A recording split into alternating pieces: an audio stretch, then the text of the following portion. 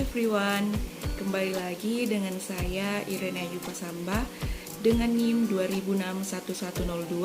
20061102-155. Pada video kali ini saya akan membahas tentang apa sih itu transfer pricing dan bagaimana penerapan transfer pricing di Indonesia. Untuk penjelasan lebih lanjutnya, yuk disimak sampai habis. Topik yang pertama yaitu apa sih itu transfer pricing? Transfer pricing adalah suatu kebijakan perusahaan dalam menentukan harga transfer suatu transaksi, baik itu barang, jasa, harta tak terwujud, ataupun transaksi finansial yang dilakukan oleh perusahaan. Terdapat dua kelompok transaksi dalam transfer pricing, yaitu intracompany dan intercompany transfer pricing. Intracompany transfer pricing merupakan transfer pricing antar divisi dalam satu perusahaan, sedangkan intercompany transfer pricing merupakan transfer pricing antara dua perusahaan yang mempunyai hubungan istimewa.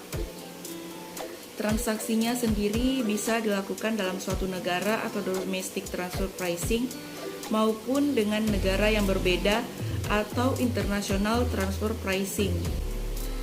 Transfer pricing ini seringkali digunakan dengan sesuatu yang tidak baik atau sering disebut abuse of transfer pricing, yaitu suatu pengalihan penghasilan dari suatu perusahaan dalam suatu negara dengan tarif pajak yang lebih tinggi ke perusahaan lain dalam satu grup di negara dengan tarif pajak yang lebih rendah, sehingga akan mengurangi total beban pajak grup perusahaan tersebut. Nah, transfer pricing ini terkadang dimanipulasi oleh suatu perusahaan yang dilakukan dengan suatu kegiatan untuk memperbesar biaya atau merendahkan tagihan yang bertujuan untuk memperkecil jumlah pajak yang terutang.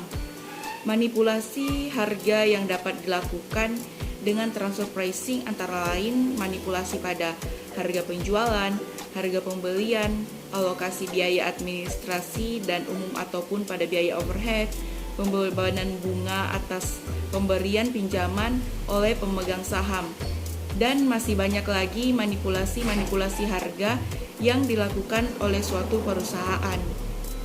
Pembahasan yang kedua yaitu bagaimana penerapan transfer pricing di Indonesia.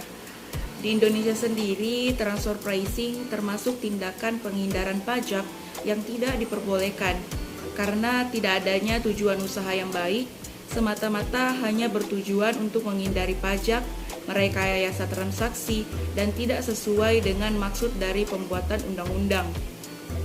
Transfer pricing ini hasilnya menunjukkan bahwa transfer pricing berpengaruh signifikan positif terhadap penghindaran pajak. Artinya, apabila perusahaan melakukan transfer pricing, maka nilai ETR semakin meningkat. Dan sebaliknya, apabila perusahaan tidak melakukan transfer pricing, maka nilai ETR semakin menurun.